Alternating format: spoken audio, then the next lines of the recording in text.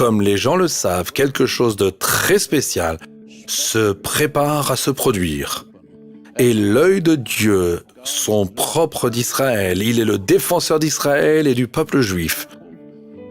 Et c'est un moment merveilleux d'être en vie pour regarder la puissance, le miracle et la force de Dieu faire sa volonté sur la surface de la terre. Dieu a dit, « Celui qui garde Israël ne sommeille ni ne dort. » Dieu a placé sa réputation sur la préservation d'Israël. Comme les montagnes entourent Jérusalem, ainsi le Seigneur entoure ses enfants pour toujours. Et nous sommes maintenant au 3e jour de la présentation prophétique des Écritures. Nous anticipons l'enlèvement de l'Église à tout moment. Nous sommes dans les derniers jours. Et ce moment, dans le temps, dans l'histoire, nous permet de reconnaître que Dieu a placé tous les acteurs dans une position parfaite. Israël ne fait pas que survivre, Israël prospère.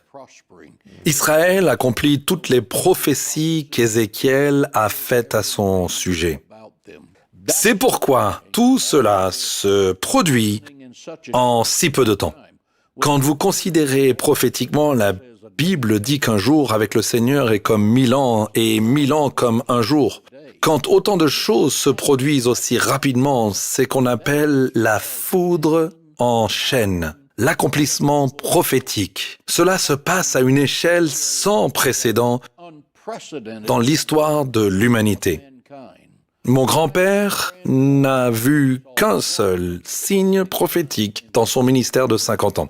Mon père en a vu 2 en 50 ans de ministère. C'était le retour d'Israël en tant qu'État et la guerre des 6 jours où Jérusalem a été réunie à l'État.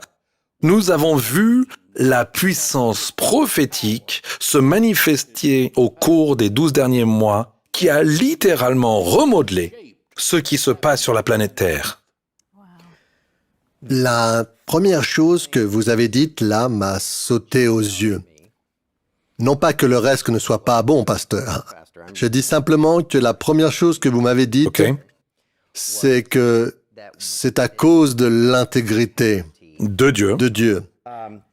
En gros, la façon dont cela fonctionne ici, c'est que Dieu a dit, je suppose en remontant jusqu'à Abraham, vous savez que ce sera la région de vos descendants et des enfants de vos enfants. Nous passons Abraham, Isaac, Jacob, Joseph, la captivité en Égypte, puis le désert, et finalement, nous entrons dans la terre promise avec la désobéissance, l'obéissance, la désobéissance et l'obéissance. Mais en fait, Dieu a fait un autre serment à David. Un de tes descendants s'assiera sur ce trône. Jésus en a été l'accomplissement. Mais certaines des prophéties de l'Ancien Testament le conservent. C'était une alliance pour toujours. Donc, quand Dieu l'a dit, voici le problème. Vous ne vous battez pas contre le peuple juif ou Israël, vous vous battez contre Dieu.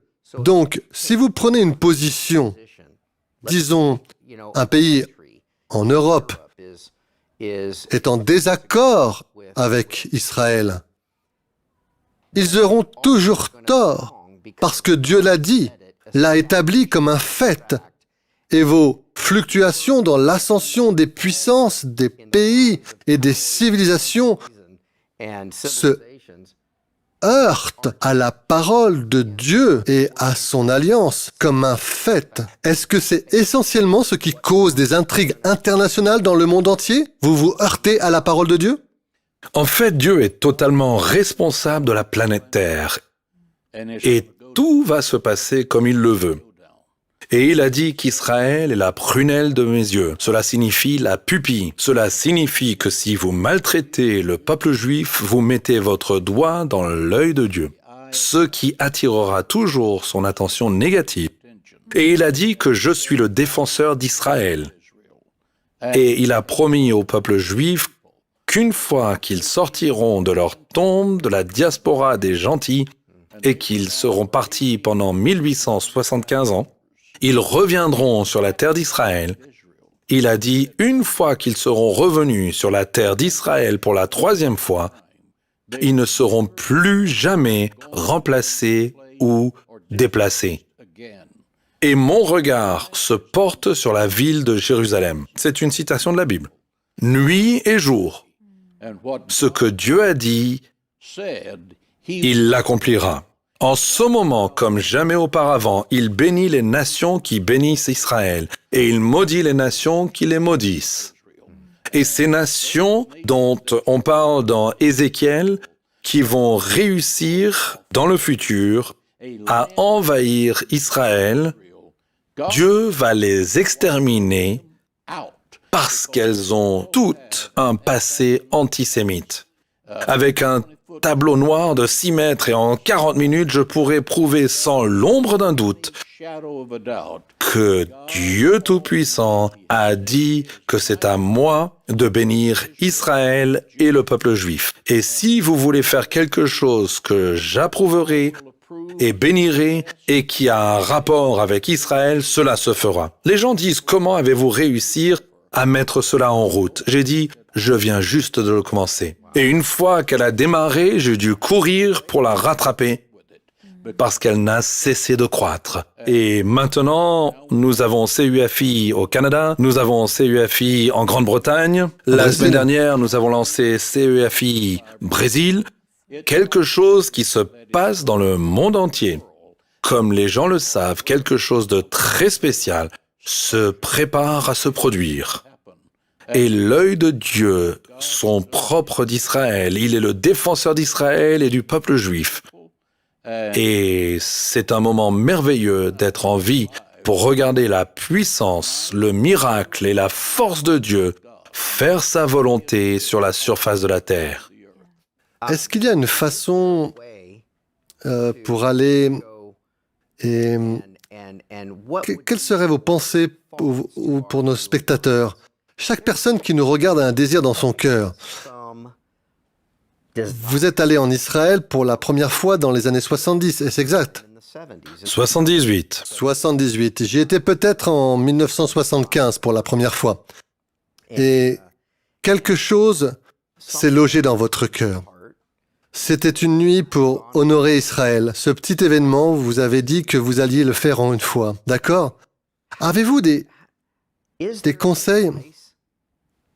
Combien d'années plus tard, maintenant, presque 40 ans plus tard, pour les gens qui essayent de savoir s'il y a quelque chose qu'ils ont dans leur cœur à faire et qui va prendre feu et exploser, ou une imagination vaine qu'ils suivent ou qu'ils essayent de faire avancer?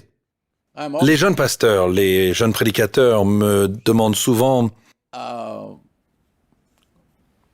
comment réussir dans le ministère. Comment puis-je vraiment réussir? Et je leur réponds que c'est très très simple. Il suffit de se souvenir de ceci, trouvez ce que Dieu veut faire et faites-le. Parce que si Dieu veut que ce soit fait, il le financera, il enverra les gens, il rendra droit le chemin tortueux, il déplacera les montagnes, il chassera vos ennemis devant vous, il mettra ses anges devant vous pour être votre escorte et derrière vous pour être votre arrière-garde. Personne ne peut vous toucher et personne ne peut vous arrêter. Si Dieu veut que vous le fassiez. Et je dois vous le dire que c'est ce qu'a fait les chrétiens United pour Israël. Ce que Dieu a fait a été impressionnant. Shalom, j'espère que vous avez aimé cette vidéo.